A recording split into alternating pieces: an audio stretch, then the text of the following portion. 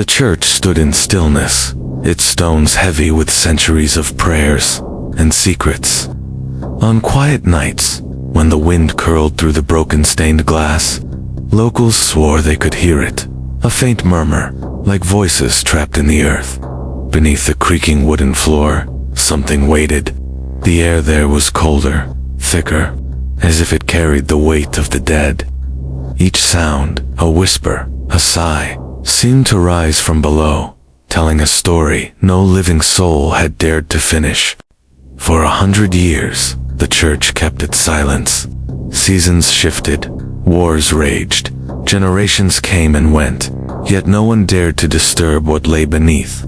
Dust settled like a shroud over the altar, while candlelight flickered against walls that had seen too much. The ground outside grew lush with life, but under the wooden floorboards, time refused to move. It was as if the earth itself guarded a truth too heavy for mortal lips, a truth that waited, patient and cold, for someone to finally listen. The spade struck something solid, a dull, hollow sound that froze the air. Slowly the soil was brushed away, revealing the pale curve of bone, smooth as porcelain yet fractured by time. Empty eye sockets stared upward, as if still remembering the last thing they had seen. Around it, the earth was dark, damp, and heavy with the scent of decay long past. The digger said nothing. In that moment, the ground no longer felt like mere soil. It felt like a witness, finally breaking its silence. They came when the village slept, their footsteps swallowed by the thick, wet earth. Lanterns swayed in trembling hands, casting long skeletal shadows across the churchyard. No prayers were spoken, only the muffled thud of shovels breaking the soil. The bodies were lowered quickly, as if the night itself might betray them. Above, the moon hid behind drifting clouds, unwilling to bear witness.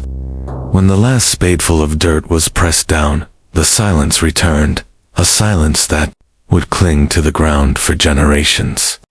The church walls stood tall, their stones weathered by rain, frost, and the slow breath of centuries. Yet within their cracks and shadows lay memories no sermon dared to speak. Faded frescoes hid beneath layers of dust, their saints' eyes dimmed, as if burdened by what they had seen.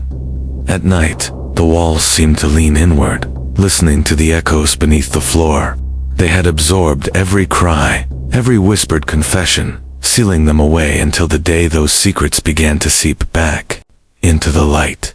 Among the scattered bones and settled dust, stories began to take shape, fragile, haunting, and incomplete. Scholars whispered of plague victims hidden away, of forgotten executions carried out under the cloak of night. Some spoke of old wars, of enemies buried in haste, denied the dignity of light. Each theory was carved into the silence like a ghost's lament, elusive yet compelling. The past clung stubbornly to the earth, refusing to be forgotten, its mysteries etched deep in every fragment unearthed. The church bells rang out, their deep tolls cutting through the stillness like echoes from another time. Each chime seemed to mourn those buried beneath the floor souls, forgotten by history but not by the earth. The sound carried through empty streets, a solemn reminder that some lives end, not with a name, but with silence.